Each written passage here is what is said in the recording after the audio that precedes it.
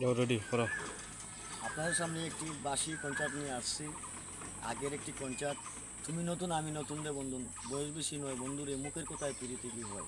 এই কনসার্টটা আমি বাজাইমু। যদি আপনাদের কাছে ভালো লাগে তো শেয়ার কমেন্ট সাবস্ক্রাইব করবেন।